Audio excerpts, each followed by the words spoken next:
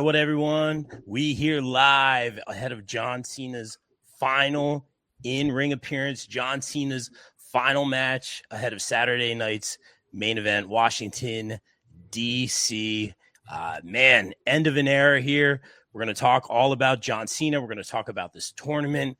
So many moving parts, but, we got to get to Saturday night's main event. 4 matches on the card. Sorry, guys, very late, including a lot of the NXT talent, so I'm very excited for that. But, guys, please welcome back to the show.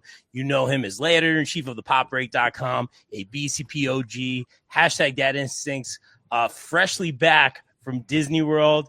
Big smile on his face, the very handsome Mr. Bill Bodkin. Bill, welcome in. How are you, my friend? Oh, holy shit in Shawshank Redemption. It is great to be back. Yeah, I was told I could curse, and I was like, all right. I just woke up from a 5-minute cat nap from AEW's Winter is Coming, and I was like, well, today I can swear, so I can swear. So very happy to be here to talk about old Jonathan Cena, and we're actually going to see him. We're actually going to see him, guys. It's going to happen. It's going to happen, man, and I can't wait to talk about it, man, give some flowers. And we might even get emotional during this one. Who knows? I'll try. And speaking of BCP OGs, we got to welcome back, of course, you know him as the Anti-Smart, the maker of amazing brisket, Joe Henry's favorite BCP Plus personality, our good friend, Mr. Matt Wittes. Matt, how are you this evening, sir? Let me move this logo off your face. Sorry, bro. Strikes and gutters, pal. Strikes and gutters. Dude, I say that literally every day. I say that every day, man, but we put one foot in front of the other, man. That's it. Hustle, loyalty, and respect. And I think the Anti-Smart exemplifies that more than anyone I know. So thank you, Matt, for being here, man. We'll see what you got for the picks. And guys, please welcome back to the show. You know him as the Mr. Perfect of the BCP. In fact, I think the last time he was here, he had perfect picks. Yet again, you know him from Sweet Chin Musings, the very handsome Mr. Mike Mueller. How are you, sir?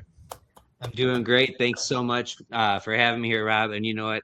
I can't see any better way of sending John Cena out than with a panel like this. So I'm very excited to be here and talk about Cena and Saturday night's main event and all of that good stuff. So let's get into it.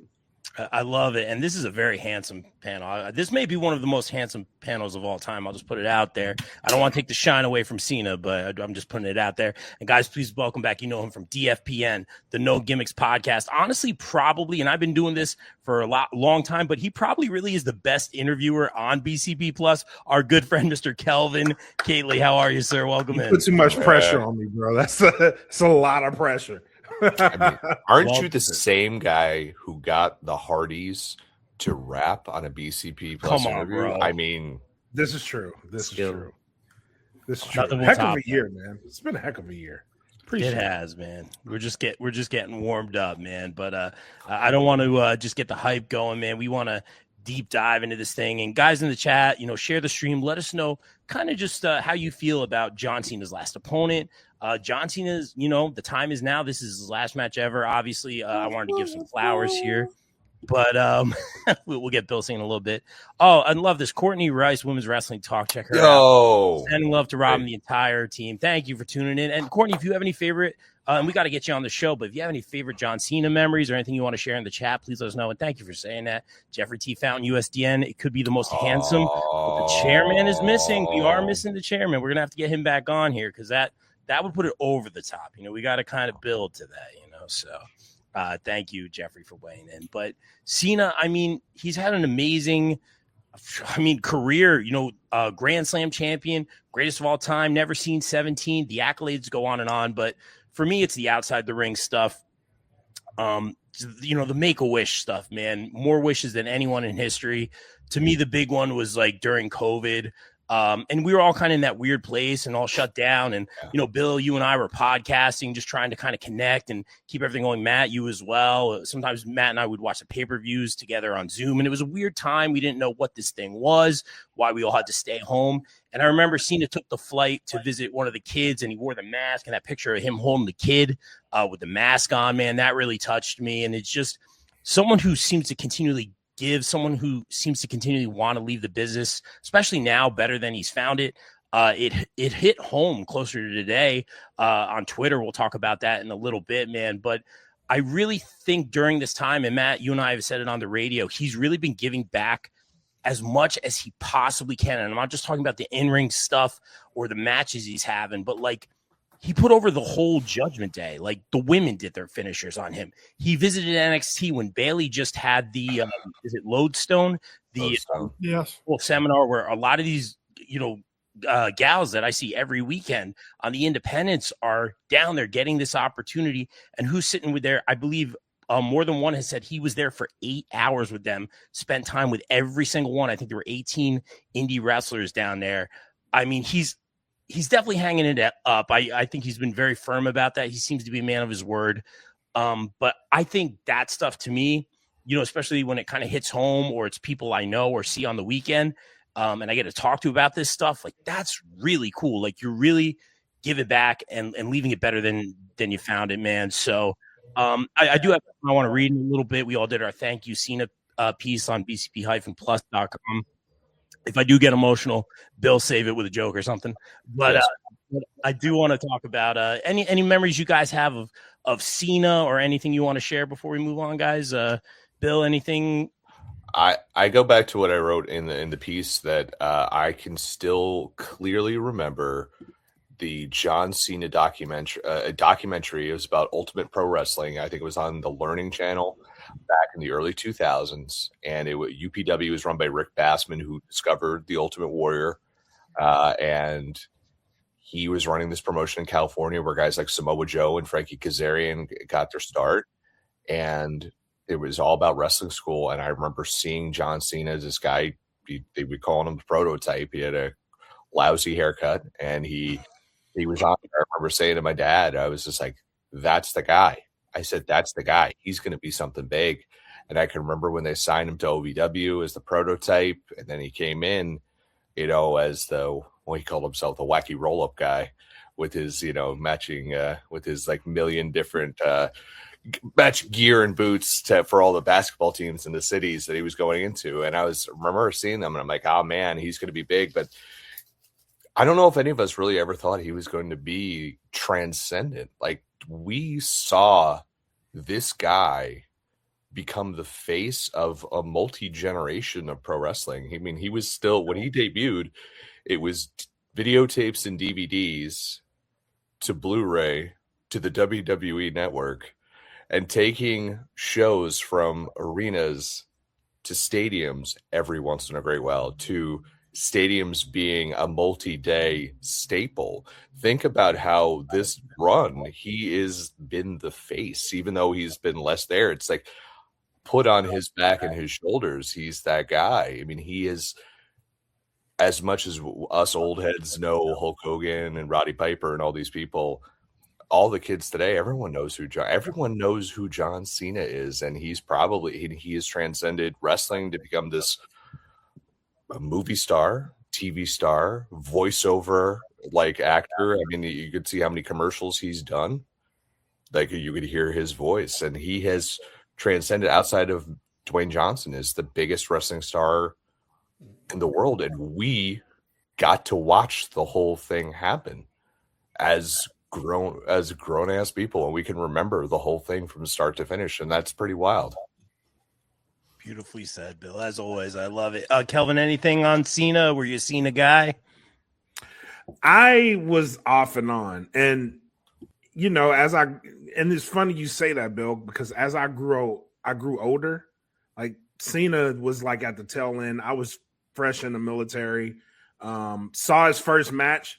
And back then, it's really wild to see like his first match with Kurt Angle in the WWE and how he debuted, and that seeing it live was one thing, but that moment being one of the moments that people constantly go back to as to why like this guy was a big deal because of this one moment, and how that morphed into what it is today is absolutely insane. Because I remember watching that SmackDown live and like, oh, we got a brand new guy and he may be something, never knowing 20 some odd years later, like that this is who he is.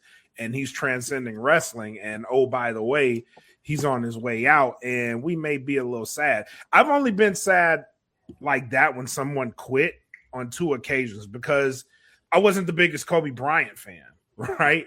But when he retired, I was kind of sad because it was like, dang, I have that person I can kind of like, that's my nemesis. You know what I mean? If there's somebody I like and they're going up against John Cena, chances are John Cena's going to win. And Kobe was that guy for me. And I'm like, bro, if Kobe plays against you, like, chances are you're going to lose if the stakes are high. And that's what John was in the wrestling form. And it's kind of sad to see him go because a lot of big moments were made with John Cena. And I go back to the Royal Rumble in Madison Square, where he came back after that injury and how crazy that was. It's moments like that you go back to. I find myself going back and revisiting a lot of moments and a lot of matches that made his career. And it's sad, very sad that he's walking away, but the legacy that he left behind, it's going to be very hard to duplicate, especially now.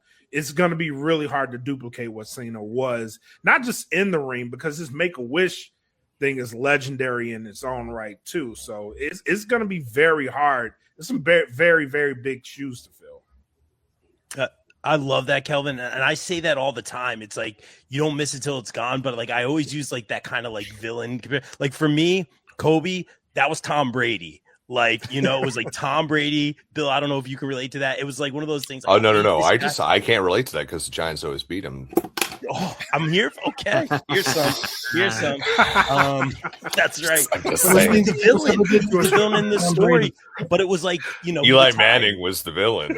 No. For Patriots fans, they saw him. They're like Hall of Fame. Eli Manning for Hall of Fame. That's all I'm going to say. But I love the way you said that, Kevin. I think of that like D Wade for me. He always killed the Nets, man. But it was like you miss those rivalries, you miss those opponents. Like, it's what you grew up with, man. And I love the way that you said that, like perfectly, Kelvin. And Kelvin, mentioned he was in the military. Let's not forget NIL Kelvin over Why here. do you have this? First off, do you remember the last time you brought that up? He was like, "Thanks for the picture of the worst day of my life." Oh, well, no, and you're just like, "Hey, here it is again." Hey, Kelvin, I love you so much, my little NIL yeah, Kelvin. here it is. I love it. I had to. Matt, anything on Cena, bro? Yeah, we keep saying transcendent. He's one of those guys throughout history. My kids knew John Cena first as a meme, not as a wrestler. Yeah. That's what he is. And you go all the way back from Jim Londos, who Jim Cornette will say adjusted for inflation, drew more money than the other top 10 guys combined. You have Bruno Sammartino, who made the then WWF the number one money market in the world. Yeah. You have your Hulk Hogan, you have your Sting, and that last golden god, the likes of which we may never see again, is John Cena. John Cena is the Tom Cruise of professional wrestling. Wow. He is the last action hero, maybe. Wow. And I use Tom Cruise because I can't think of anybody who would put more dedication or more self-sacrifice into making that whole persona and that whole career happen. God damn. Wow. You guys are hitting out of the park, and thank you guys for sharing that and doing that. Real quick, Mike, I'll throw it to you real quick. I'm going to go to the chat. Heather saying, always boost Cena. Come on, Heather. Even tonight, you're going to throw this one out here. Wow. She can't help herself. Let's throw it to Mr. Perfect, who typically, I think, likes the heels. But what do you think about Cena's career here, bro? Well, I do, and to kind of echo what all you guys said, I stopped watching wrestling right before John Cena became a thing, and like on TV at all. So I hard stopped. I got completely out of the wrestling sphere, and the only new name that I knew in that time that I was not watching wrestling was John Cena, because he would be, if not on Saturday Night Live, mentioned on Saturday Night Live, or mentioned in things, and on red carpets, and he was outside of the world of wrestling. And yes, I do typically like the heels, and I do typically hate the guys who are always on top. And when I came back in because I was working with someone that was like, "Hey, you watch wrestling, don't you?" And I was like, "Well, I used to. I don't really do it anymore." He's like, "You got to see this guy CM Punk," and he told me all about CM Punk, and that was right before the Money in the Bank, all that stuff. It was one of the very first Raws that I watched when I got back into wrestling, was the Pipe Bomb. So I came in, So I came in like hating Cena because he was the only person that I knew before, and he's in this rivalry with this guy that got me back into wrestling, and it was the peak of Boo Cena time. Like that was that was when it was the coolest to hate Cena. I've never heard Cena, except when I went back and watched things, I've never heard Cena just get overwhelmingly cheered. It was always 50-50 because that's when I came in. So I kind of had a different relationship with John Cena because of when I got back into this. But I've grown to just respect him so much. And especially like in this last run or the last few times he's come back, it's just, he's one of those guys that you truly feel like you know exactly who he is as a person, and that's very rare in this world of over the top characters. He seems very authentic, and what he does outside the ring and all that stuff, but like sincerely, like there's in this industry, which people love to talk bad about each other, you don't hear a lot of like Cena's a bad guy stories. I don't really hear any. The worst that I've ever seen or heard of Cena was when he yelled at Nikki Bella for putting a wine glass on a marble countertop. Like that's the worst thing that I'm aware of that he's done. Like that's pretty incredible, especially for someone at the top that everyone just, I'm sure, has all the reason in the world to hate. I mean, he's the reason they kept kill Rick Flag. So I mean, that's something I'm gonna knock him for. But I mean, it's well, it's nobody's perfect. But it just was it for you, pal. Except, then there's also an exception to every rule, hence.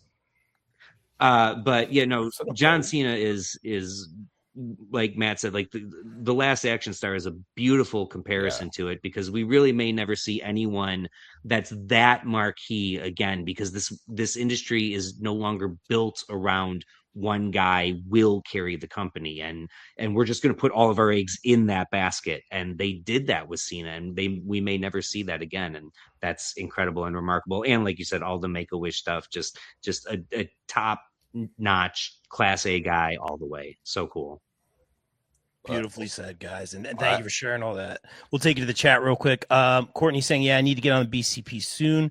It's kind of crazy because John debuted on my birthday in 2002. That's crazy. That was the year I got into wrestling, and seeing John's career has been incredible, along with his work ethic, crossing over into the mainstream and meeting a young talent on his own personal time.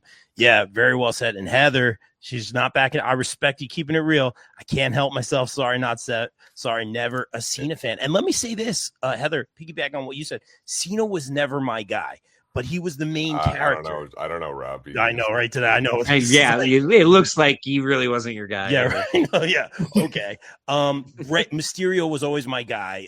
And that's true. Vac and I, best friends growing up. Took him about 15 years for him to get me into pro wrestling. And I've said this many times on the show, but we're sitting there in college. I'm sitting on the computer. He's watching wrestling, and I see Mysterio flying all over the ring. And I'm like, oh, this is wrestling? Like, this is what you've been talking about for 15 years? Instantly hooked. And Cena was always like the main guy because I came in that ruthless aggression era. And he was never my guy. He was never like the guy I gravitated towards. I always respected him, but to me, I wanted to see Ray's journey, but to see what he did in the ring and outside the ring, you always respected him. And to me personally, I've gravitated more towards Cena in this past year than any other year. This is the SummerSlam shirt. I had ordered one online after going to SummerSlam, and I had never bought Cena merch before. I really like the character arc, the cleverness, but him giving back.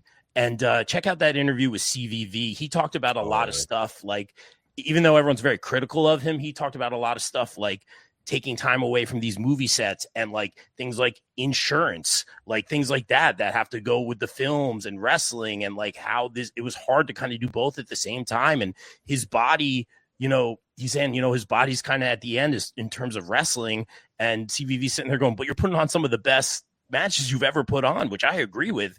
He's had some of the best matches of his career this year. And seems like, because I'm leaving. He's like, I appreciate you saying this, but I'm giving you everything, man. Yeah. So it was a great interview. Check that out. There's so much I want to say. I do want to share this real quick before we get into Saturday night's main event picks. And sorry for rambling on, guys. You're used to it by now. So Victoria had, big Cena fan. That was one of her favorites. And I think she kind of had a little, and she said I could share this. I asked her. She had a little bit of a restless night last night, and I think as an indie wrestler, and I don't want to speak for anyone, but I think there's a lot of frustration, like, she's very young, puts her body on the line every weekend, trying to make a name for herself, trying to get a better caliber of opponent, better shows, opportunities, looks. When you do get to work on TV, maybe it's an extra spot, maybe it's a squash match, whatever it is, and you work so hard to get to that point. She really lived by his mantra, never give up. So she posted a nice letter to Cena, a lot of what she had wrote in our Thank You Cena piece on Twitter. And she also wrote earlier this morning, she's 10 years today sober of opiates and drugs, which is, that's amazing. I mean, come on. And thank you guys for that. That's amazing. I'm very, very proud of her. So this guy, 130, and he doesn't do a lot of this. Like, we follow his social media, and he retweets her tweet, reads it, says, thank you for saying that. I did see this. Thank you for giving me, with the breakup thing that he did this year. And he said, more importantly, congrats on the 10 years of overcoming your personal battles. Like, so that means he went back and saw one of her other tweets, which to me hits close to home. She's on cloud nine. It's amazing. And plus it gives her that exposure, not that what that's about, but for him to quote, not just like it or comment, to retweet it. I think it's at like 9 million, approaching 10 million views. It's insane. That's and again, that's not what it's about, but to her, her to have that interaction with him. And I really truly feel, and I saw it, within this household today, how it affected someone. And we planned this episode like a week out, is very, very cool. And for him to do that, I mean, I think he's really going to be done in terms of in-ring stuff. But I think he's given everything he's got, man, back to the business, leaving it better than he found it. So what else can I say? But thank you, John Cena. Thank you for that, man. And I'm sure she'll share some stuff on the show down the road. Heather saying, I love that she had that experience. Yeah, she loved it too. She loved it too. So it was awesome to see it. Yeah, but it's you said not that that's what it's about, which I get your bigger point, but in a large way too, that is what it's about, because that is him showing a spotlight on someone and not being selfish. And like you say, he doesn't do that a lot, so he knows what that means, and he does that, and it is important to him, I think, to be graceful and gracious in a way that he doesn't have to be, but he is. So that just goes to speak to his character further. So that is, that is a big part of what it's about. That shows his character. And no one's ever going to confuse John Cena with like Bret Hart or Shawn Michaels in regards of wrestling. But what I found I had so much respect for him is I remember when he fought Kevin Owens, and that the thing is, it just like, we've seen so many of these legends who just don't have it anymore, or they work their match brother, right? But he just went, sorry for the swearing, balls out, and just tried all these different things. He did all these different things. He took moves. And that's where I gained all this respect for Cena, because I'm like, this guy doesn't have to do any of this. He could be the part-time guy.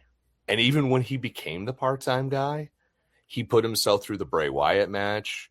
Like, that whole thing was nuts. And he didn't have to do any of this. He didn't have to do anything. And when he said, I would have wrestled 200 dates, I 100% believe that. I believe that. I actually got mad when he said that, because I was like, do you know what we could have got out of this? Like, yeah, I mean, that's a whole other podcast for a different day where we could be like, let me tell you something about this booking, brother. But it'd be just like I like the fact that like this dude always loved it. He was never like, I'm in it to be famous. He was like, I'm in it. And I think one of my favorite things from that interview was when he talked about when he won the title and he hugged his dad. And he's like, I just, because his dad was involved in independent wrestling too. So he had that moment with his dad there. And it's just like, this dude's pretty legit, Yeah. Love it, guys. And thank you for sharing that. Take it to the chat real quick.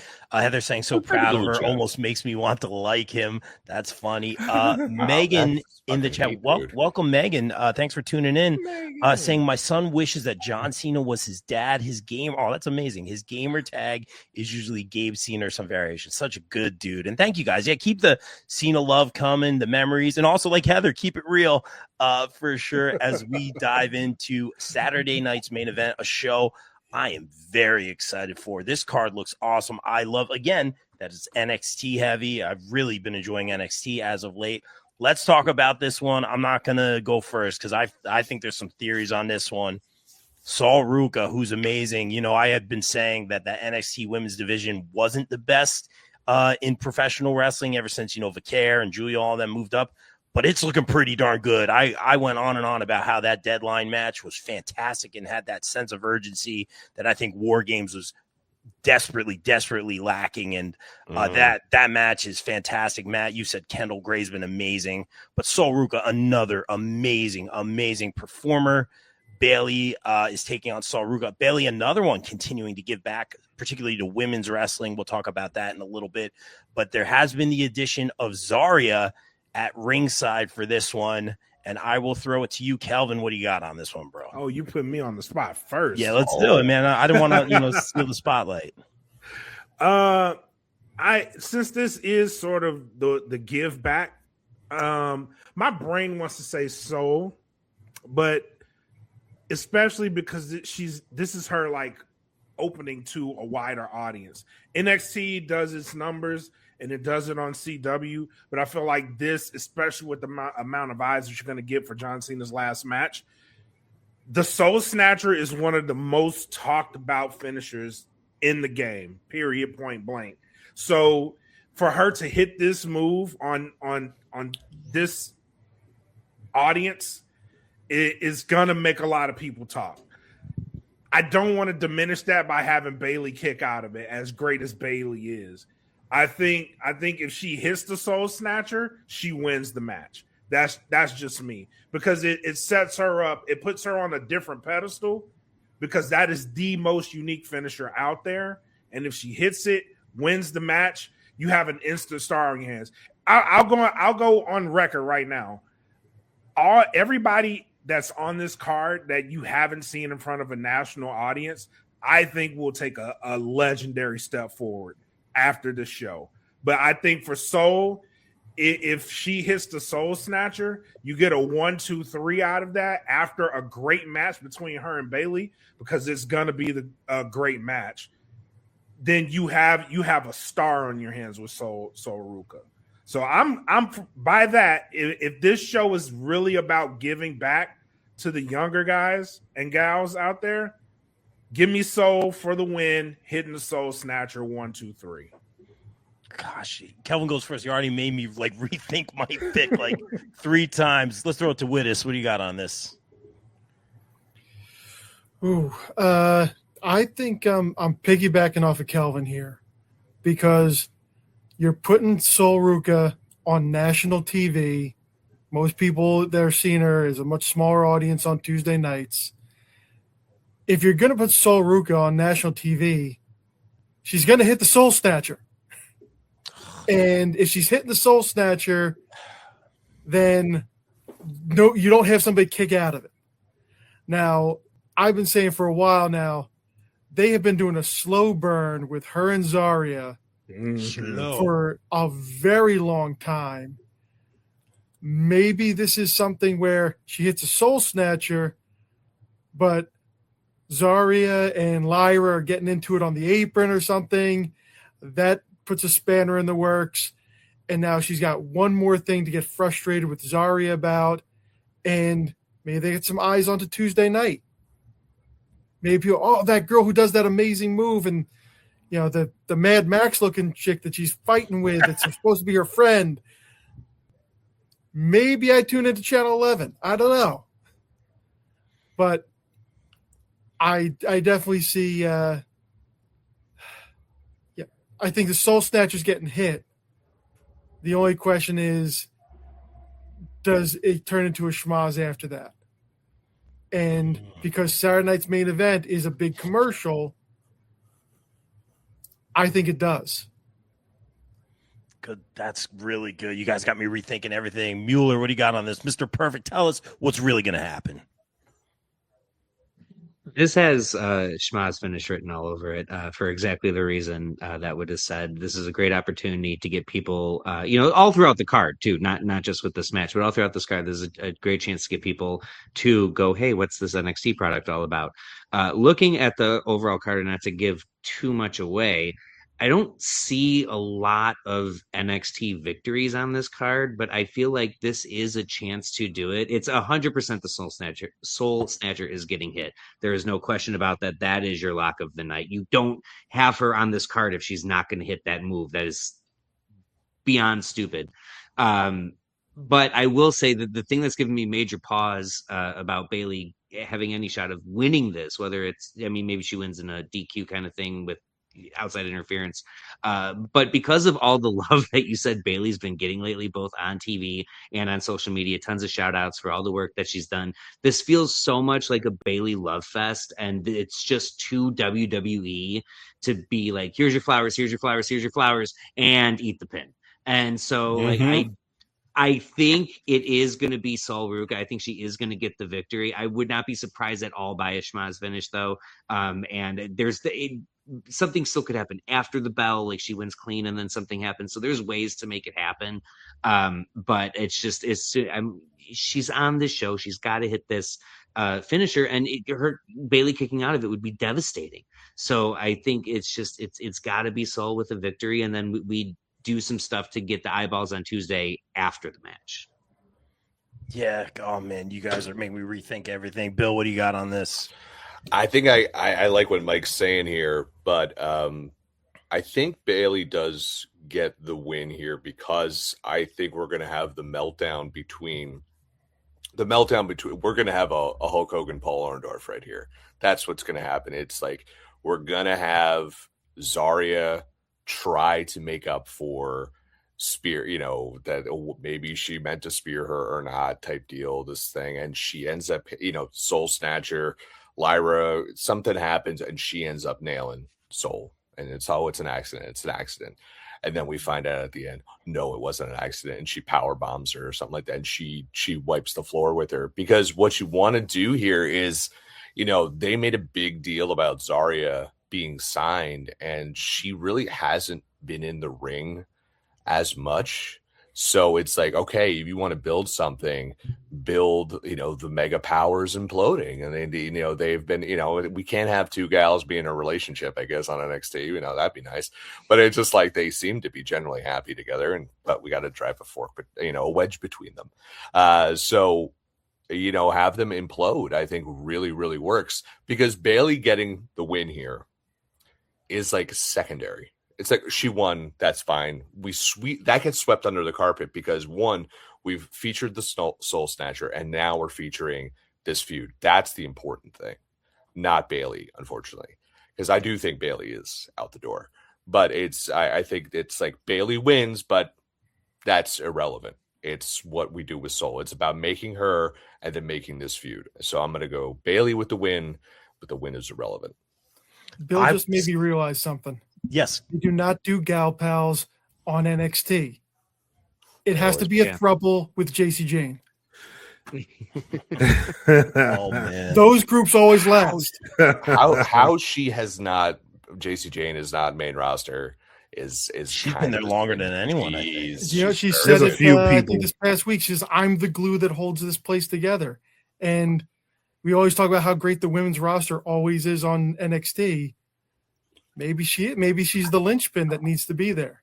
Yeah, she had a great. How is that not a Becky Lynch finisher? I don't know. Bill, I almost said the exact same thing you did. That Bayley would win, and there'd be some aftermath with Zarya and of course Sol Ruca. The thing that totally threw me for a loop there is Kelvin has a great point. If you're going to be on Saturday night's main event, probably the most ever watched Saturday night's main event, because this is Cena's last match. I'm sure there's going to be get-togethers. It's going to be like a PLE kind of feel. It's on Peacock if you have Peacock. But for her to hit that Soul Snatcher, because you're right, she is going to hit it. If you're on TV like that, you're going to hit it. And you can't have Bayley kick out because it's dead on impact. I didn't even think about that. Kelvin, that's what you got in my head with that. She's got to hit it. So for that reason, I had Bayley winning. But now for that reason, I'm going to say Soul's going to win. And also you do need to have some NXT wins here. There's only 4 matches. I can make a case for Oba. I'm not going to say it. I can make a case for Oba. I'm not going to say it, but I digress. Soul Ruca. I ain't So gonna I'm say it. definitely gonna make that case. Just wait. Oh, I'm here for it, dude. He is good. But as is Soruka, and I think what you said, Calvin, and Matt said, like if she hits that soul snatcher on TV, you can't have Bailey kick out of that because it's dead on impact. That's a great point. So for that reason, I say Soruka does win the match, but I'm also going to say it does make sense. You are going to have Zarya with the attack at that point because Matt said it has been such a slow burn, and they have great chemistry. I love their relationship, even their interaction on NXT, where they're like, "No, I want you at ringside with me." It was good, and it was like kind of like an apology, and it was kind of like, "All right, we're good now." But it's been brewing, and Zarya, like you said, Bill, Zarya came in hot. She has that amazing entrance, and like I feel like she's been surpassed by Julia, surpassed by Vicaire. Like they all kind of came in around that same era. And to me, it's just like she's been kind of backburned. She comes in like this powerhouse with this amazing entrance. To me, she's a heel. And the stuff she's been doing with Soruka has been great. But I think you do it now. Why? Because you got more eyes on it than you do. Time is now. Yeah, the time is now. Full circle. Look at that, Bill. So I'm going to go with that. And I can't wait. I cannot wait for that. I hope she delivers. I want to see that vicious side of Zarya. I think that's going to be absolutely amazing. Yeah, Mike. Okay, you don't got to raise your hand. Well, I do because I don't want to disrupt the flow. That's just my way of saying I will start talking when you're done. But Bill, Becky Lynch did when she was winning with those backslides. She was calling that the linchpin. So there you go. It was like all of 3 matches, but still, it was. Hey man, she was doing it. This is why you are here, my friend. That's what I'm saying. I love the booking of the show personally. I cannot wait for this. They were not clear on Monday Night Raw if it was going to be for the tag team championships. I think they cleared that up earlier this afternoon. I believe it will be, and it doesn't say on the graphic here, it will be for the tag team championships. AJ Styles and Dragon Lee have been doing phenomenal stuff on Monday Night Raw, taking on Javon Evans and Leon Slater. I love seeing them on the same side of the ring. I love seeing them on opposite sides of the ring. Matt, he's bouncy. This is going to be so good. Guys, grab your air sickness bags. This is going to be amazing. Matt, what do you got on this one? It's fun. I really want to say this is going to Javon and Leon. Leon still under that TNA paper, and but we'll find out for real on whether he wins or not, because they have not been given an inch to those poor people for the most part in this little partnership they've been having.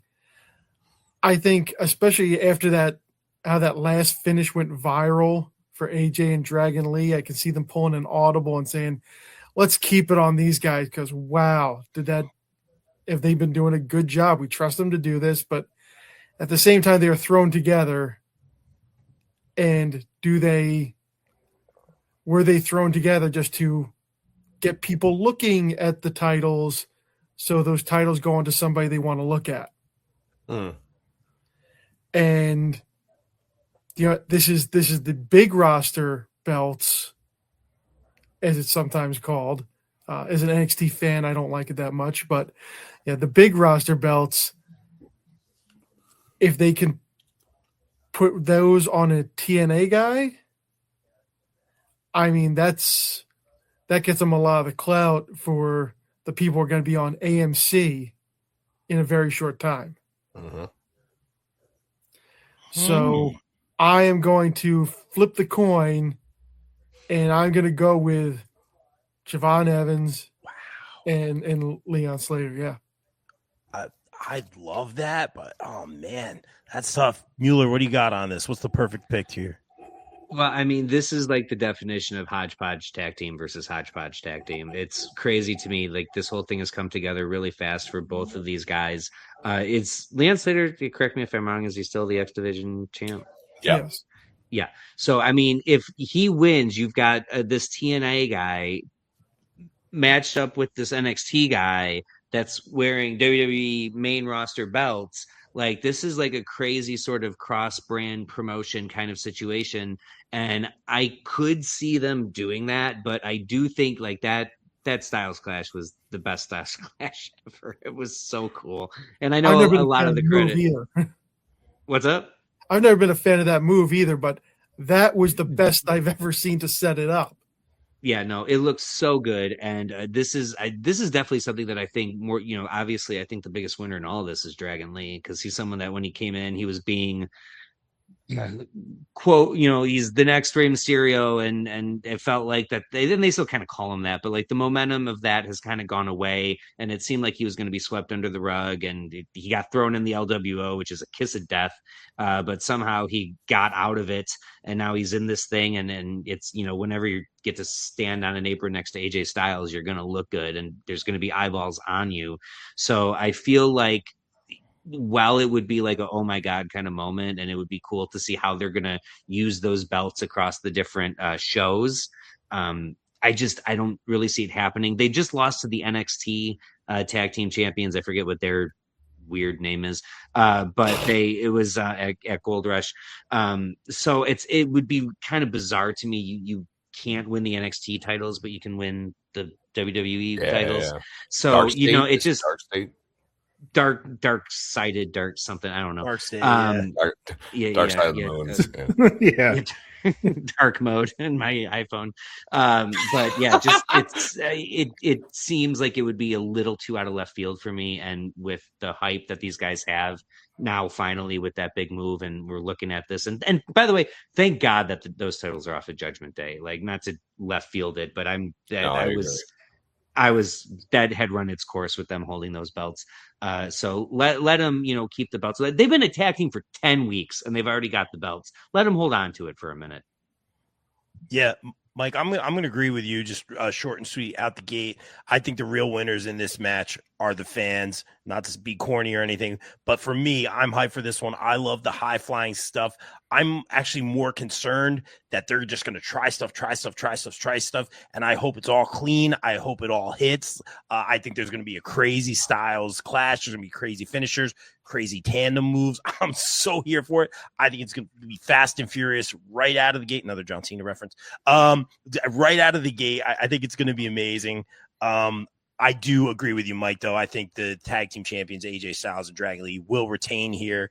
It just makes sense on all accounts. And they can just keep being fighting champions and fighting different teams every week and elevating certain people, including like they're doing Javon and Leon Slater, who are both incredibly amazing. This might be the match I'm most excited for on the card. Bill, what do you got on this one?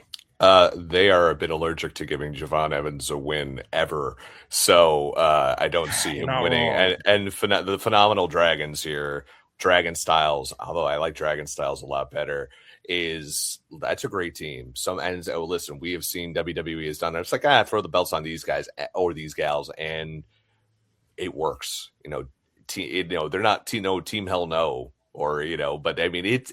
Sometimes you just find the magic. And I think not yet. Team Hell No was not immediately over. No, like it took them a minute, and then they got absolutely way over. Yeah, and I think this is a great way. Like Mike, you were saying, like Dragon Lee was a guy. They're like, let's snatch him from AEW. We don't want him there, and oh my gosh, we have to figure out something to do with him. And I feel like they finally have figured it out. And putting him with AJ and giving him one final run, and wouldn't that be a hell of a PLE match to do a little Hardys, Dragon Styles match at Royal Rumble, or maybe you take that to WrestleMania. I don't think they don't tend to run the tag belts that long unless it's like a Judgment Day type team. But to go to Royal Rumble and say, hey, we're going to do a Hardys Dragon Styles match, I think would be pretty great.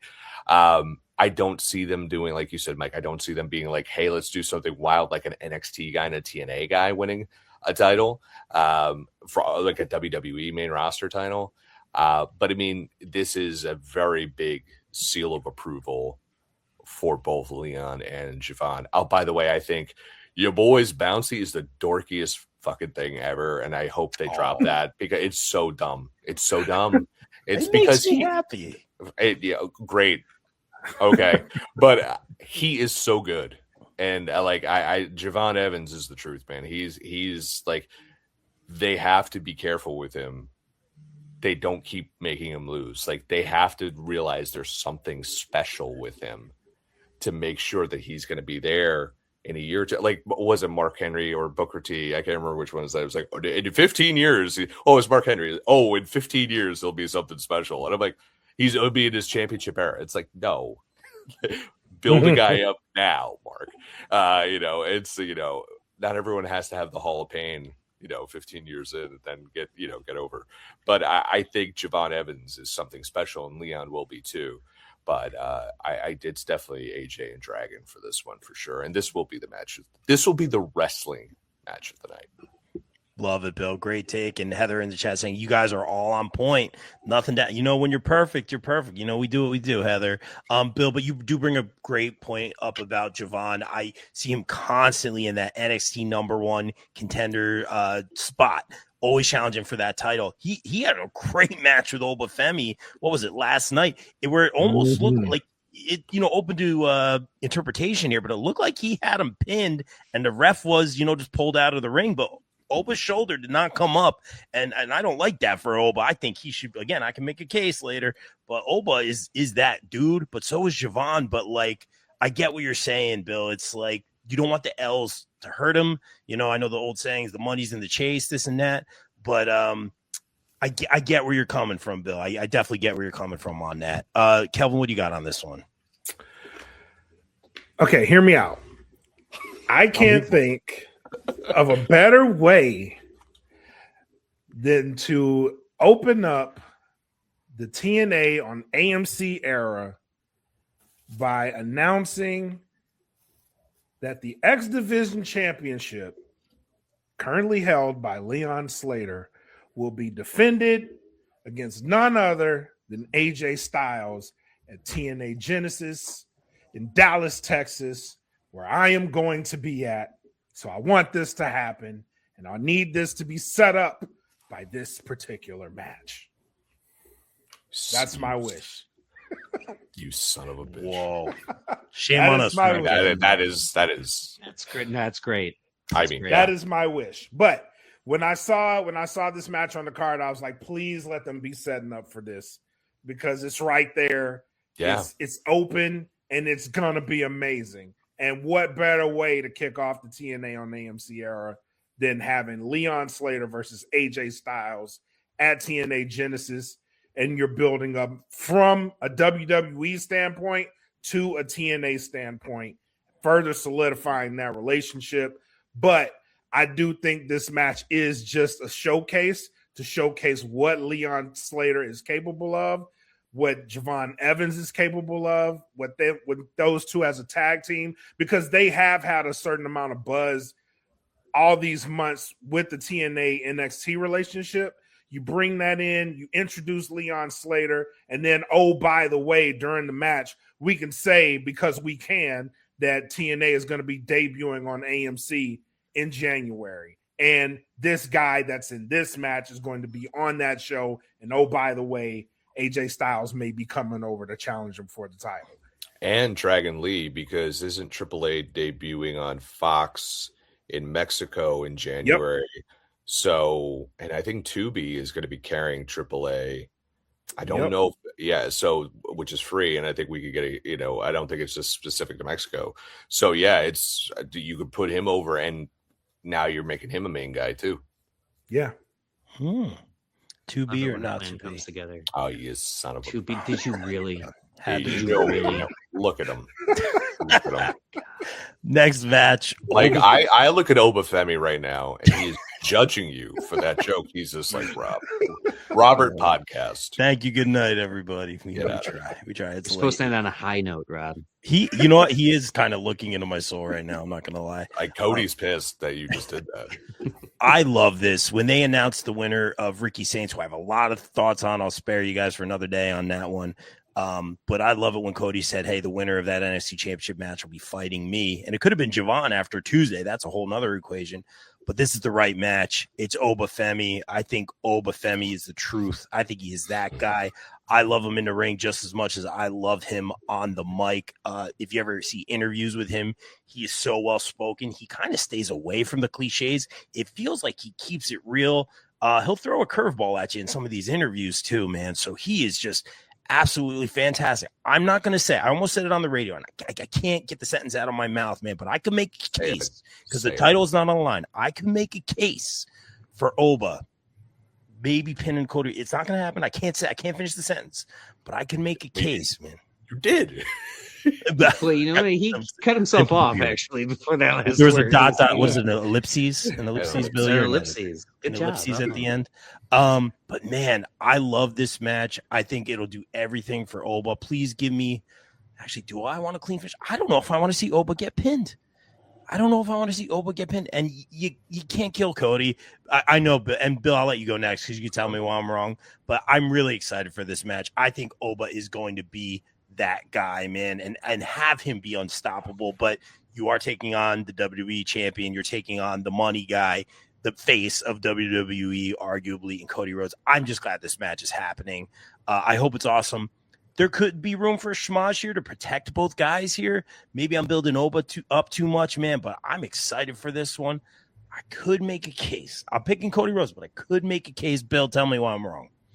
Oh, I don't think. I think I want you to make a case. Like, I want to hear it, but I could see this one. This is like Bill Bodkin booking 101, where it's just like, okay, you had these guys just knocking the snot out of each other.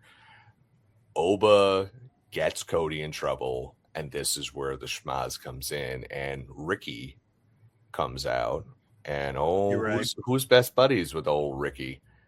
Cody Rhodes. So do you play into that, or do you have another heel come out and a couple heels come out, take their aggressions out on Oba and Cody, and you turn this into pull an ECW and you do a tag team, right? And you have Oba and Cody like we're sending the fans home happy. So Drew McIntyre and Ricky Saints, if you want to fuck with us, we're gonna have a tag team match. We're gonna settle this right here, right now. That actually would work because now you're not only did you get a bit of a Cody and Oba, you have this tag team with other people involved, so you get more people on the show. That's how I would do it. But I see it being somebody knocks out. Old mystery man shows up. We have the man in black show up, knocks out Oba Femi, and Cody Rhodes gets the pin. Only Amanda was here. Only Amanda was here. Amanda, who knows every wrestler's butt. No, I'm just kidding. I hope she hears that. I can name that butt in 3 frames. You know what? I would love to see you versus Amanda do that. Book it. Next podcast. It's just like Christopher Daniels right there. I never forget the Motor City Machine Guns in TNA. We're like, Christopher Daniels, we know you're Curry, man. We never forget an ass like that. And I was like, remember the Motor City Machine Guns? They were in WWE. But yeah, I think Oba gets KO'd. No, not by Kevin Owens, but by somebody. And which leads to Cody Rhodes winning. But Cody does the thing where he puts him over and says, I got your back type deal. And I would love to see that because then you can complicate things with Ricky. And I really think that's good, smart booking that you could play into. Because I would love to see a Cody Ricky Saints little mini feud there. But I'm going to go Cody here. He's not gonna beat Oba. I mean, he's gonna beat Oba. Oba's not gonna go over. But I think the world of Oba Femi. Like, I think he's the goods. He's gonna be the guy. He really is. They've tried to make fetch happen with a lot of people. Austin Theory, I'm looking at you. But Oba Femi is the guy, dude. So Bill, you're so right. I can admit when I'm wrong. I know how to take an L. I do it every day. But I think you're spot on. The whole Ricky Saints of it all. They kind of turned him heel last night on NXT when he pulled the ref out of the ring. Arguably, it's perfect. And there's the personal relationship with Cody and Ricky, which I did think about. Maybe it would be Ricky going into this match, but Ricky's going to play a factor. Cody's not going to see it. Cody's going to hit the Cody Cutter / Crossroads, maybe 3 Crossroads like he often does because it's Oba. And he'll get the win not knowing that Ricky, that's it, man. And Cody and Ricky don't need to interact, but they're buddies. So I think that's a great point. Mr. Perfect, I'll throw it to you real quick. Courtney just saying also with Leon Slater, it will help. Yeah, like Kelvin was saying with their premiere for AMC next month in Dallas. And hopefully Kelvin will be there. Very excited for that. Mr. Perfect, I thought Bill's take was pretty perfect. So what do you got? I mean, it's a great take. It's a great theory, and it would be cool if it happened. I'm going on a limb here. So Here's my thing, and Calvin, get ready to do a happy dance. So the last several wins, not all of them, but a lot of Cody's recent wins have been done in slightly nefarious ways. Oh, but it was all in a way. Wait. Hold on. Let me get seated. Get seated, get comfortable, get ready, grab on the popcorn. Hands. Get your popcorn ready. But the thing is, with these previous kind of questionable wins, it's always his opponent that has brought in the instrument that Cody ended up using, whether it's a steel chair, whether it's the turnbuckle being exposed, the title belt itself, whatever. It was always the other person, and then Cody just happened to take advantage of what they tried to do to cheat. So Cody's kind of already cool with doing that. And with a guy like Obafemi, it might be the perfect time to have Cody kind of cheat to win again, but this time not with something that Oba does to bring it in, because he's a baby face too. Maybe a slight pull of the tights on a 2 count to guarantee the victory, or maybe a small package where Cody's foot is on the rope for some extra leverage. Just something slightly dirty, a little grimy, a little dingy, a little dusty, if you will. The thing is, people have been impatient with this Cody Rhodes heel turn for so long. Kelvin, back in, remember October of 2024 when Kelvin said that Cody was going to turn heel? And I would like to point out, for the record, I said it wouldn't happen until 2026, if not 2027. And I stand by that. But this seems like the perfect opportunity to add in just a little bit of a bad guy move for Cody Rhodes to do unprovoked. Just a little bit of seasoning to that simmering dish that we got going on. You know, it's like making a dish in a crock pot, okay? You've got all the ingredients in there, and you set the table, and you give it time to cook. But what's the great thing with a crock pot? Even if you let it go too long, it's even better at the end. So we can have Cody do this little tiny move with Obafemi. I'm not saying he's going to turn heel. He's not going to turn heel, but this is something that we're going to get to look back at. And when Cody does turn heel, whenever he does, we say this is kind of the beginning of it. And this is when that crock pot really started to cook. And that's what we're doing here, you know? That's what I see happening. I see Cody Rhodes doing a little bad guy move, just a little bit, to tip the scales in his favor, you know, because you can't lose to the NXT guy. Come on. Can I bolster that? Not bad. I'm going to bolster his theory here, because isn't the rumor him and Roman? Roman's the baby face. They're going to boo Cody. Let's give him a reason to boo Cody. We got to get there. We got to give him some reasons. Look at Calvin. Calvin, your rebuttal. Yeah. Wow. Calvin, what do you got? You know what? I had given up hope. Never give up. Hey, don't be This is about John Cena. You never give up. This is when it works. This is when they needed Calvin to give up before they were going to. Calvin was just ahead of the curve. He needed listen, he needed the adrenaline in his soul. Come on. I am going to see you, and then I am going to raise you. I think Obafemi is going to destroy Cody Rhodes. Jesus Christ. I think in this match, you will get dominant performance by Obafemi to prove that he is that guy. And the way he's been talking on NXT is like he cannot wait for Saturday to get here. I think you will get a dominant performance for all of 1 minute of that match until Ricky Saints comes out and costs him the match. He will cost Obafemi this match. And I do think that you're right, Mike. We may start to see the alignment of two heels in Ricky Saints and Cody Rhodes, who are best friends. And oh, by the way, they've been pumping a lot of that poker commercial. And Cody even went out on the limb and said Paul Heyman's representing everybody but Cody Rhodes. So something to keep your eyes on. Wow, man, you guys, I knew you guys were good, but dang, Matt, I'm so sorry you have to go last on this. Hopefully we left some meat on the proverbial bone there for you, bro. First off, don't ever feel sorry for Matt Wittes. You look at that Tom Selleck mustache. That's right. And he walks through a pit of danger with that. He does. He doesn't walk alone because he's got that mustache. It is right. That's I right. Mean, he went to the Hobbit house, guys. Don't feel sorry. Come on. No. I've been to Middle Earth. It is fantastic. Highly recommend. Long flight, but highly recommend. And it's Sam Elliott, it's Don Fry, and it's this mustache here. That's right. That is Don Fry reference we got on the show. Sam Elliott, Don Fry. Make it a shirt, Rob. We'll make it a shirt. No, we not just a t-shirt company. Go ahead, Matt. We've been saying it throughout the whole pod that Saturday night's main event is a primetime infomercial for the regular programming. And yeah, Obafemi's on NXT like Sol Ruca. He's not going to be there much longer. I can't see it. We've been talking about it. He has the kernel that you can program the operating system around in him.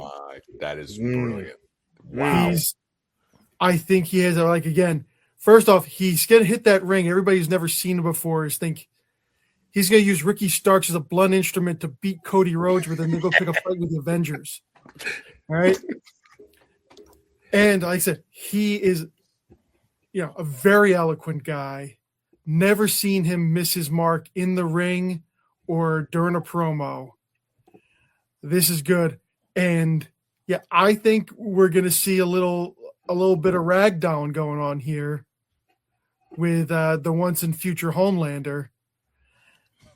And the only way you get out of this is with, the mystery masked man or with Ricky Starks, if they're not one and the same.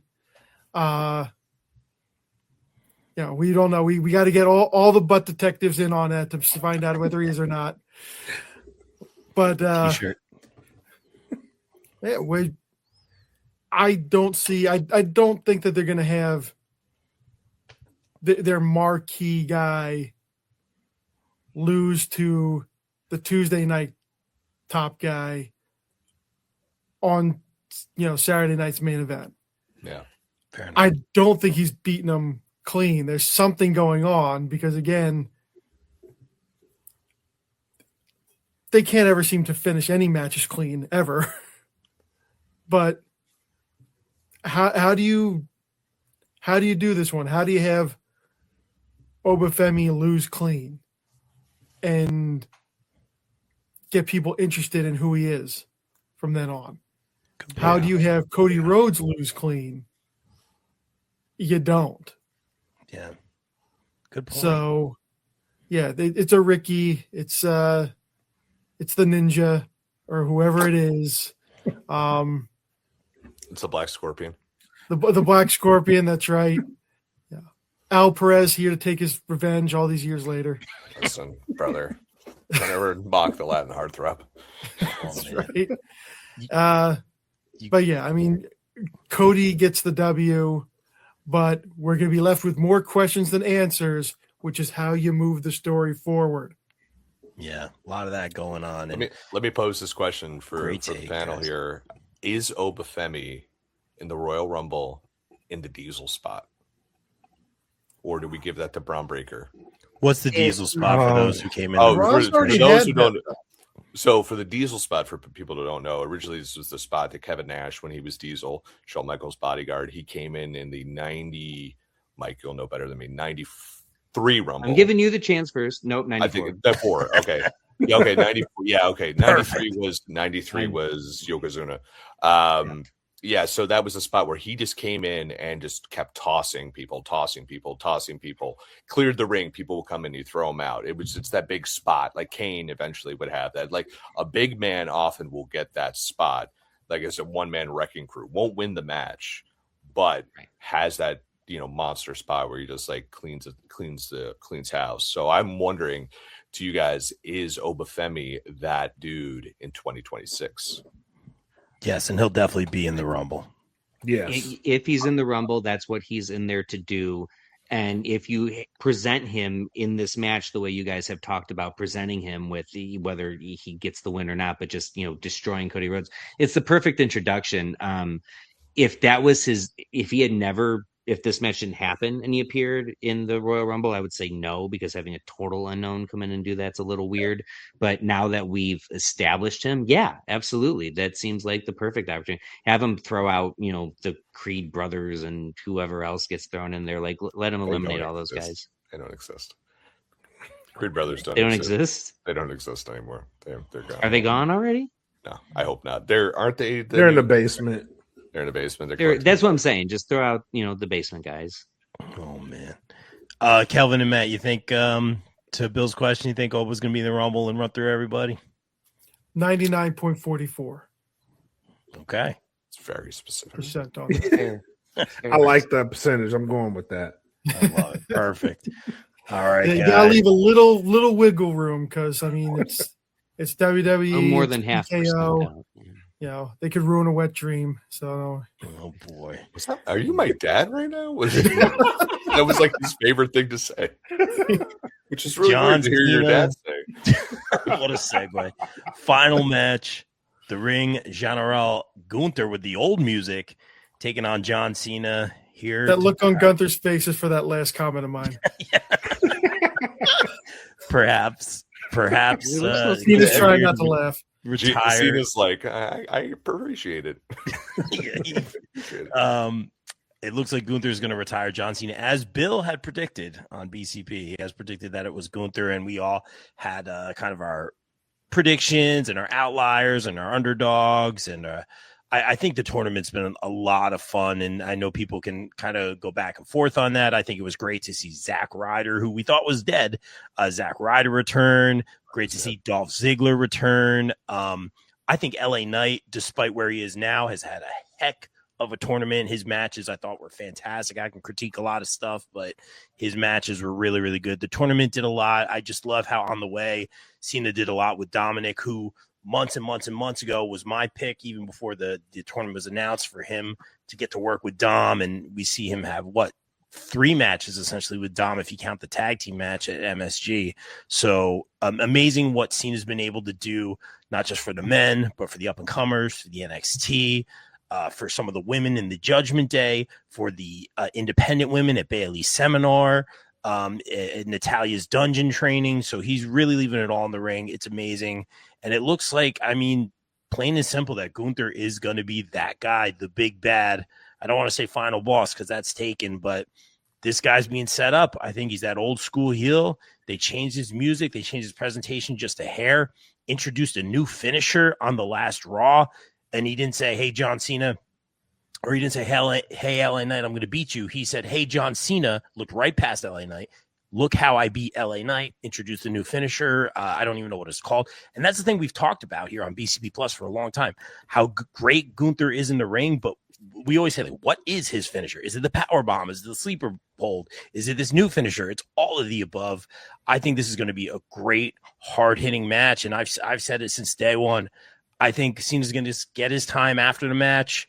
I think he's going to find a way to put more people over during this match, and I don't want any sort of interference, and I don't want any craziness or that, that Cody Rhodes Avengers Endgame ending. We could do something like that, but I think at the end of the day, Cena's going to find a way to, even if it's the referee, he's going to find a way to put someone else over during this match or after this match. And I think Cena's old school, and he respects the business, and he knows he's known for a long time that he's going out looking at the lights on his back. I hope he gets to say some words after Gunther leaves the ring. Now, Gunther's a guy who beats Cody Rhodes and shakes his hand. Gunther's a guy that might shake Cena's hand and just kind of walk away or whatever, or they're really just going to lean into him being the big bad, and he might not shake his hand. He might just be the big bad. They're going to make Gunther look like a monster. They're going to make him look like a beast. A little foreshadowing there. And I think, maybe you guys have the happy fairy tale ending here. I think Cena respects the business enough to know he knows what he's doing. And I would have to say, I can make a case that Gunther might be the perfect guy. Bill, I'll throw it to you because you did pick Gunther to win this tournament. Well, John, I picked Gunther. I've been a Gunther fan for a very long time. And John Cena is not one who's going to be like, just give me a tomato can so I can go out and just, have a nice time. He's a guy who loves a challenge. Like I said, when he took on Kevin Owens and Sami Zayn. He was trying all these different things and trying springboard moves and stuff like that. So this is a guy who's like, I'm going to go out and I'm going to fight the guy who he thinks is the best. And I have so much respect for him to do that because, you know, Gunther hits hard, man. And, you know, if that's your last match, I guess he really wants to remember it. I think Gunther, John Cena will put Gunther over. I don't think Gunther I don't think Cena wants to win because that's not the way you do business. Because John Cena he is as much as he was a representative, like I said, of this new school of way of doing things, he still was raised in the old school. That when you leave, you go out on your shield. And that's what he's going to do. And he's going to fight. And this is going to be a hard fought match. And I think it's going to be a lot better than people are expecting. This is not going to be a dominant Gunther match. I think that we're going to see John Cena go out there and he's going to play the greatest hits. He's going to hit that 5-knuckle shovel. Well, he's going to throw that hand up, tears in his eyes. You can't see me. He's going to come real close to winning. He's going to come so close to winning. And then he loses. And he's like, that's why I got to leave.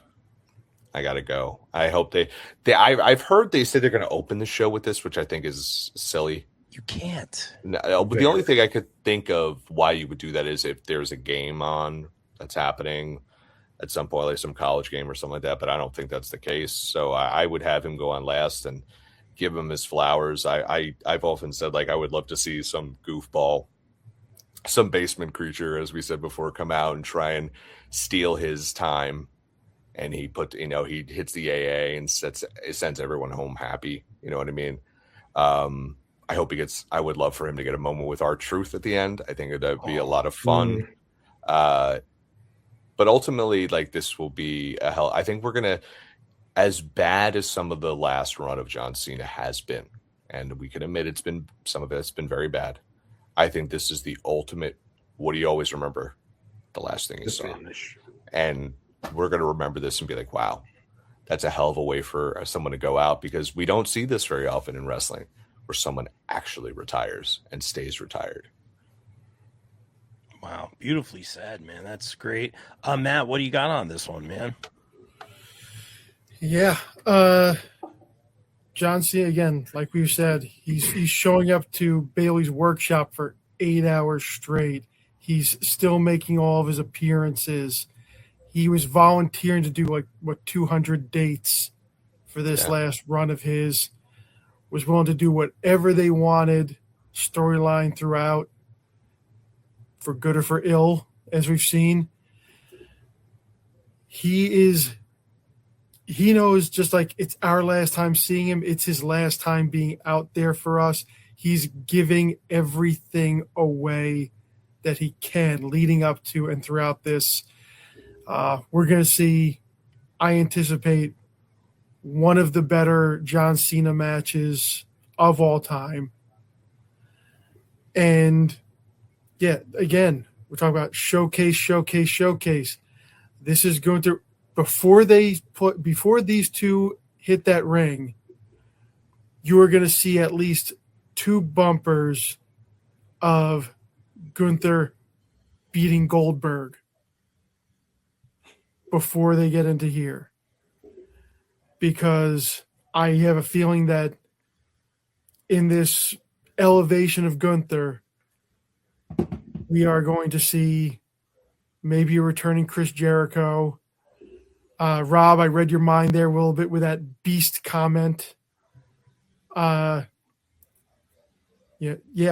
Jeff Jarrett did it. Chris Jericho did it. Bill's favorite wrestler of all time. It was one of his nicknames for a while there. And that's, you be a legend killer. And that is going to make you just that much more. That's going to take you to a different level. And I think they're going to go that route with Gunther here. Yeah. I mean, I fully expect to see a WrestleMania match with him and like a Brock Lesnar or somebody else of that level. Yeah. Wow. Yeah. I mean, I can't argue with that. Kelvin, anything fancy for us here, man? Or what do you got on this one, man?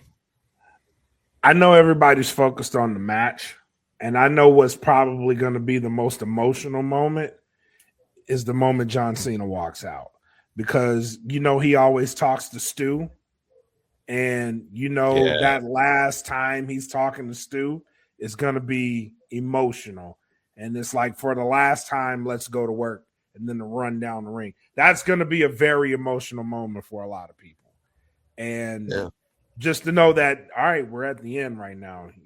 This is it, and give us a great match. I know it's going to be a good match, and I know the confidence that they have in Gunther to put this out.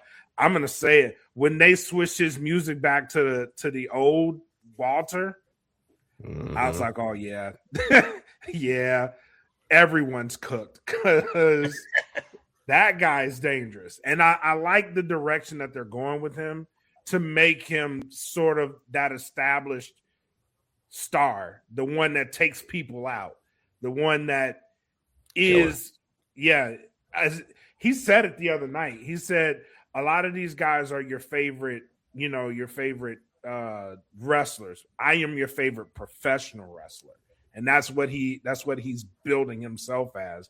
And I think after this, you're building him into someone that you can build the entire roster around, because he has his pedigree so far has been like, I am the standard. I am what professional wrestling looks like here in the WWE. And I think you can build around that, and you have a perfectly great company that does great professional wrestling with him leading the forefront. And I think Cena being his last opponent is kind of that passing of the torch. Is like, all right, you're the standard now, so set the standard. So very good choice. Yeah, man. And I think you're dead on about that music too. I noticed that, like, they did this for a reason, man. So great stuff as always, Calvin. But we have to go to the perfect pick for last. Mr. Mike Mueller. Does Cena go out on his back, bro? No, Cena wins in 30 seconds. No, I'm kidding. Imagine that happened. First of all, Rob, to answer your question, what is Gunther's finisher? Gunther's finisher is whatever it needs to be. And that's what's very important about him. That man wins however he needs to win. That's a great point.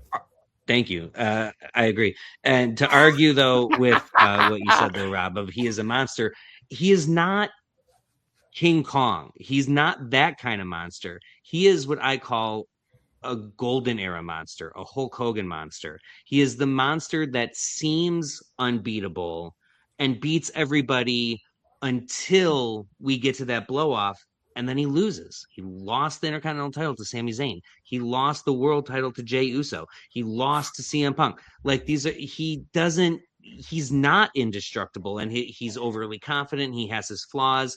And that's what he seems to kind of be. He's the guy that the underdog has to somehow overcome, but the underdog always overcomes. Like, when push comes to shove, he ends up on his back. And that's the role that he's in, and he's very good at that role.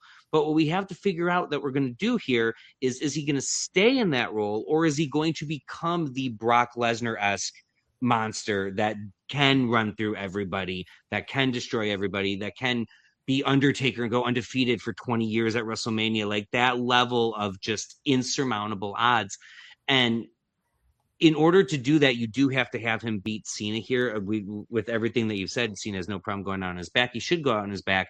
The big question I'm surprised nobody brought up is, this is all talking about, he wants to make Cena submit and not pass out, submit, say I quit, say I give up, which John Cena says I never give up. John Cena hasn't said it since 2005 against Kurt Angle, and I believe he's only said it 5 times in his entire career.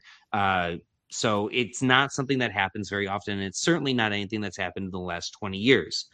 I don't think we do that. Like, Gunther is going to win, but I do not see John Cena. I certainly don't see him saying I give up. I don't even see him passing out.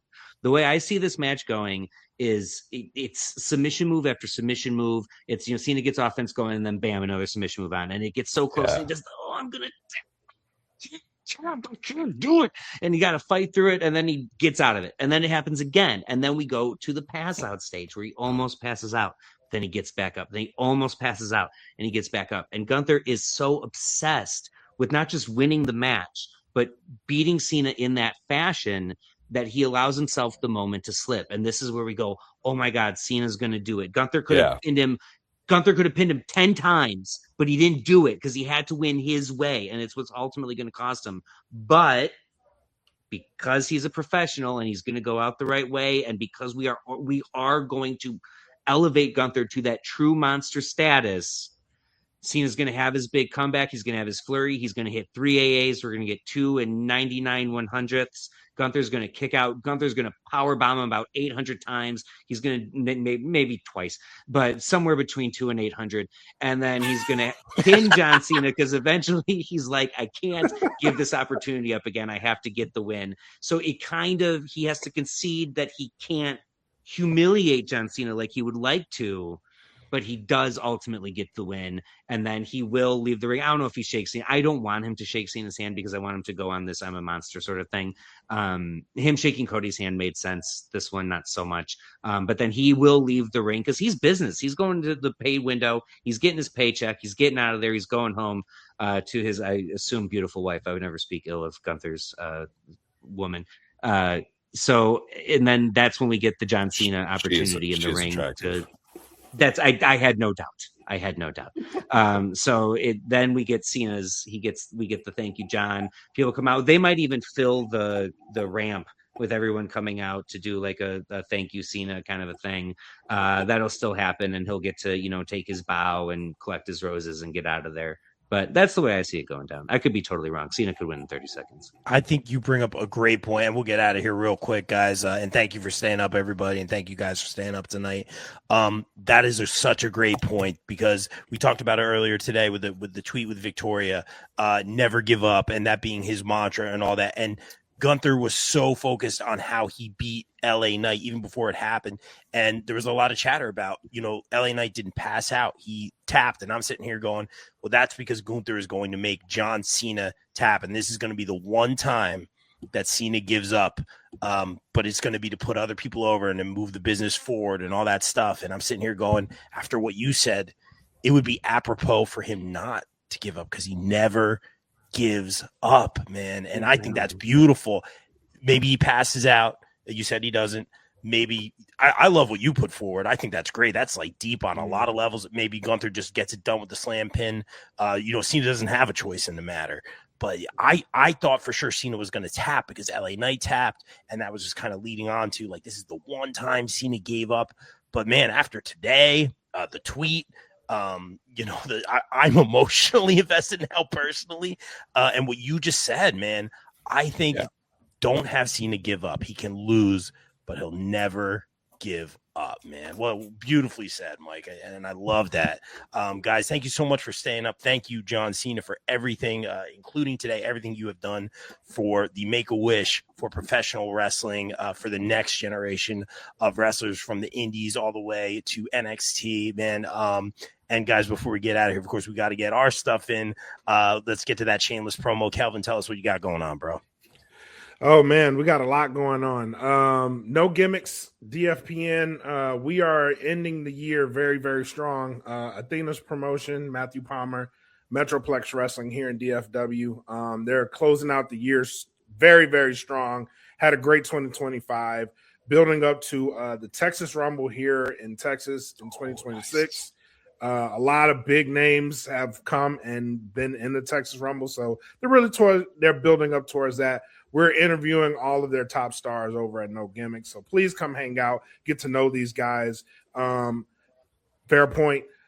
A lot of the greatest wrestlers ever come from Texas, so you can see a lot of these guys in the beginning of their careers. There's a lot of great wrestlers here in Texas, so please come over to No Gimmicks, say hi to a couple of them.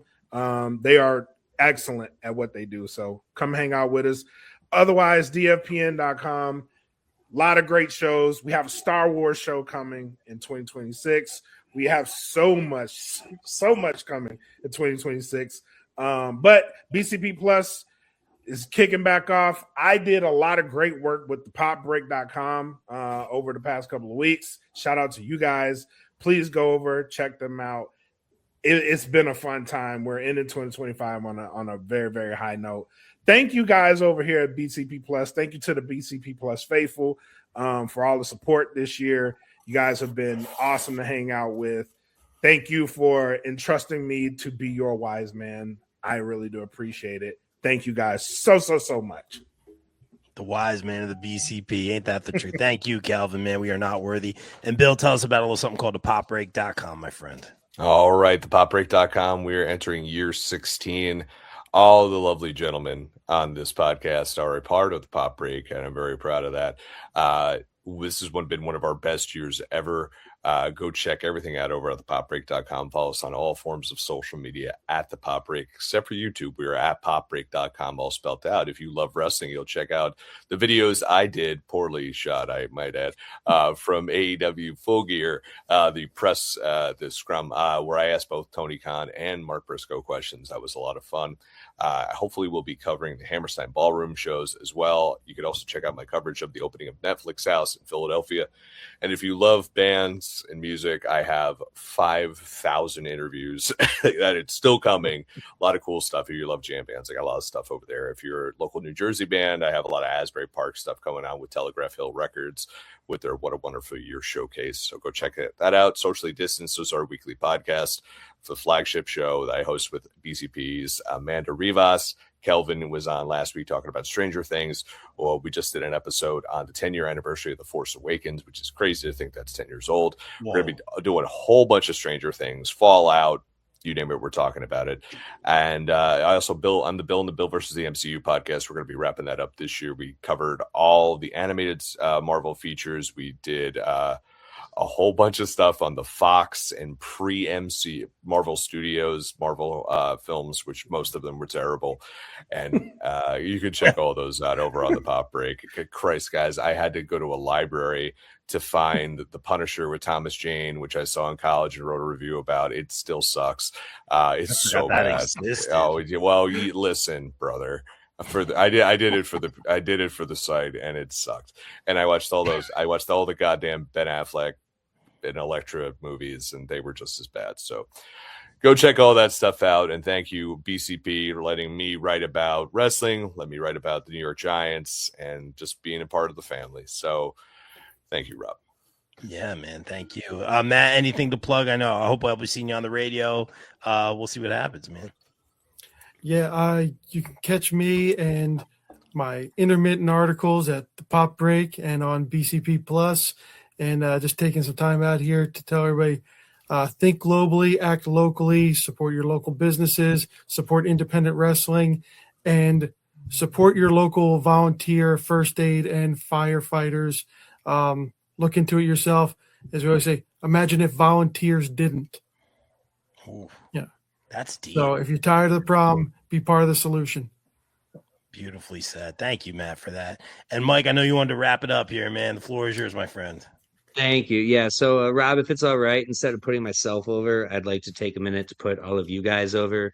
The holidays are upon us, and it is the attitude of gratitude, and that is most important to me during this time of year. I believe firmly that we should aggressively, unabashedly, and freely give out compliments to whoever deserves them, whether they're family, friends, or strangers. You never know what someone's going through, and a random compliment might be exactly what they need to get them through the day. I'm a firm believer in that, and I think this is the perfect time of year to put actions into words instead of the other way around. So I'll start with Matt. I think you are one of the wittiest people I know. You never fail to make me laugh with your comments on Facebook and on the podcast. I cannot wait to finally meet you someday when I visit Jersey, but you better believe that I will be planning that trip around when you are making brisket, because every time I see it on Facebook, I want to eat my screen. So get ready, because I'm going to need some of that. I'm going to throw one up. Calvin, yeah, I've heard nothing but good things, and I can't hear anymore. I need to experience it. Calvin, I just want to say that I admire your ambition. I admire your vulnerability and your bravery, especially the incredibly brave wrestling predictions that you make that I often make fun of you for. But In all Oh seriousness, man, that's a real kick to the clown right there. Oh, man. Yeah. I can't not do something. But again, as someone that I've never actually been in the same room with, I feel like I truly know who you are, and being open and showing people that, and you share a lot about yourself personally that I sometimes have a hard time doing. So I really admire that about you. And also, like Rob said at the beginning of the show, you are an insanely talented interviewer. I love your interviews, and I always want them to go longer than they do. And I think that's the best compliment you can pay to someone is I want to hear you talk more. So keep doing it, and it's awesome. To Bill, while it may not be your actual profession, you are a teacher, and I believe teachers are the most important people in the world. Your ability to guide and give advice without ever coming across as smarter than or looking down on someone is remarkable, and I think it is such a valuable gift to this world. Sophie is so lucky to have you as her dad because you are such an amazing guiding force, and keep doing what you're doing, man, because you give a lot of people a lot of breaks, and that's really awesome. And then finally, Rob, I think your work ethic and your drive is second to none. You are kind, gracious, and willing to go for the things that you want and go to bat for the people that you love and you believe in. You're a very special person, and if karma is real, you've got amazing things coming to you, my man, because you deserve them all. And in a world full of heels, you are truly one of the good guys. And I just want to thank you for letting me be a part of this amazing journey with all of you guys. It's been so awesome getting to know you and be a part of this. And I couldn't ask for a better Christmas gift than to spend it with you guys. What? Oh, dude, that was like Trying to make us all cry on here. No, I'm like, That's that's the a goal. break first. That's something in my eye. Fucking Like, onion cutter, dude, man. thank you, Mike, for this, man. And I think we can all say this, man. We all feel the same way about you, man. You're not here. Yes. You are very, very valuable to this podcast, to BCP Plus, and the popbreak.com, man. You bring your unique insight, man. You're always very kind, man. And you always bring something to the table that I don't see coming, man. And more times than not, your predictions are perfect, but just a great human being, man. I think we've all, just outside of this podcast thing, have interacted on a personal level, have talked about our personal lives on Messenger, whatever it is. Hey, do you need anything? Hey, hope you're okay, man. You're traveling. What's going on, man? And that's what I love about this, man. I love that we can all do this also, too, and just put real life in our back pocket for an hour or whatever it is, man. And I appreciate you guys for that more than you know. Many times, man, if I've been going through it, come on here, I forget everything for an hour, man. So I appreciate that. Thank you, Mike, for doing that, man. And thank you guys so much for tuning in, guys. All the love to all you guys. And I'm going to rudely hang up and play advertisements. Oh, yeah, Matt. We should pay the bills. Yeah. But I'll still be on at the end talking and not realize we're on the Ferris Bueller. It was great. But thank you, Mike. That was beautiful, man. And guys, like we always say here on BCP Plus, everyone stay safe, stay positive, take care of one another. We're out. Peace, guys.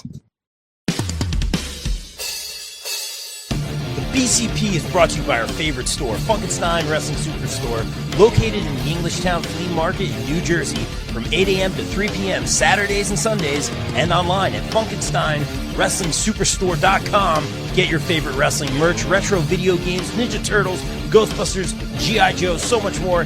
It's our favorite store. Thank you, Heather and Dan, for sponsoring the BCP. Also got to welcome back our sponsors, the No Gimmicks Podcast, the podcast that keeps it 100% real 100% of the time. Check out our guy Kelvin, only on the No Gimmicks Podcast. Wrestling All Day, All Night is the best wrestling discussion group on Facebook. We provide more of a community feel here, and have wrestling fans introduce other fans to something they may not have seen before, such as old school wrestling, indie wrestling, Japanese wrestling, and so much more. We also strive to be a source of information regarding upcoming wrestler meet and greets and signings. And remember, we're open 24/7, all day, all night. Be sure to follow on socials and join the group on Facebook at Wrestling All Day, All Night. Welcome back our sponsor, Sweet Chin Musings. Sweet Chin Musings is the creation of the reigning, rarely defending, highly disputed champion of wrestling podcast, Mr. Perfect, Mike Mueller, and his tag team partner in crime, Luke Kudialis. SCM focuses on the in-ring product of WWE and AEW, no dirt sheet rumors here, as well as backstage news, predictions, and analysis of characters, storylines, and major pay-per-views. Old school fans, don't worry, we have you covered as well, with a look back on classic matches, top 10 lists, and interactive tournaments that let the fans decide who is truly the best of all time. You can find them at Facebook at Sweet Chin Musings, and check out the podcast on all major podcast platforms. Please welcome back our sponsors on the BCP Plus and the podcast, GPW Productions. GPW provides your promotion or event with top-tier video, audio production, live streaming, and more. I can personally vouch for them in saying they are hands down the best production company I've ever worked with, as they have and continue to work with the likes of AEW, GCW, StarCast, MLW, not to mention the majority of the local independent promotions here in the tri-state area. They can even help you film a vignette or promo for your persona or gimmick. And guess what? GPW doesn't just work in wrestling. No, they cover MMA, boxing, basketball, or any other sporting event as well. On a personal note, I'd like to thank Mike Sesko, Frank Leone, O'Neil Andros, and the team for giving me multiple opportunities to work with them and some of the best talent in the world.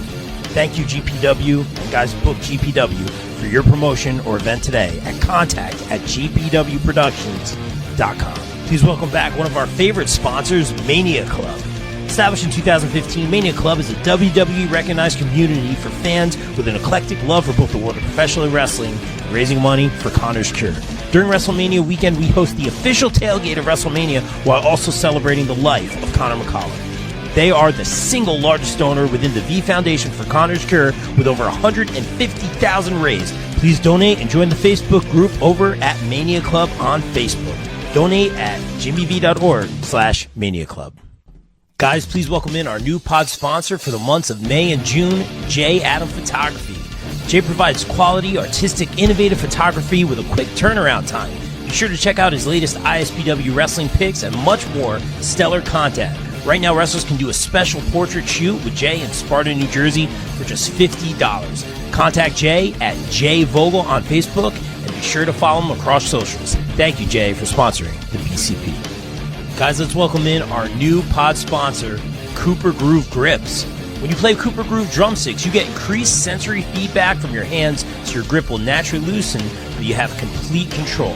With that taking place, you don't have fatigue and soreness, which can lead to long-term issues. Guys, as a drummer, Cooper Groove is my drumstick of choice. Sweaty hands aren't a problem. Grip is good. Don't forget to check out their amazing Cooper Groove bats coming out soon. Guys, follow at Cooper Groove Grips on Facebook. Guys, please welcome in our new podcast sponsors, ISPW Weekly, where we dive deep into the world of ISPW, the crossroads of professional wrestling. Join Jumpin' Jay and TOTOWA Tom every week as they interview the stars of the ring, uncover their stories, rivalries, and the electrifying action that defines ISPW. Be sure to check out ISPW Weekly on the ISPW Facebook page every week.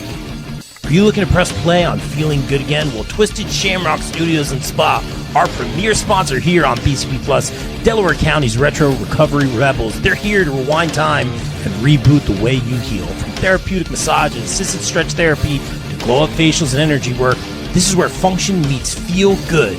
Perfect for athletes, overachievers, and everyday Joes and Janes who need real relief with a vintage twist. Not to mention pro wrestlers. Reboot your body, recharge your soul. Rock the retro vibe. Call or text 484-574-8868 or visit twistedshamrockstudiosSpa.com.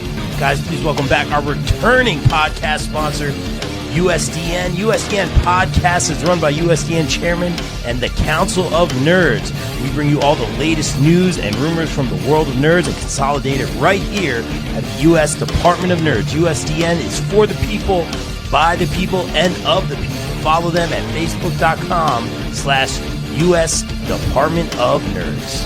Guys, please welcome in our new pod sponsor for 2025, the Ropes and Riffs podcast, featuring Maestro John Kiernan speaking with the stars of professional wrestling about their in-ring, tunage, gear, and so much more. Check out John's interviews with the likes of Lince Dorado, Mercedes Martinez, and so much more.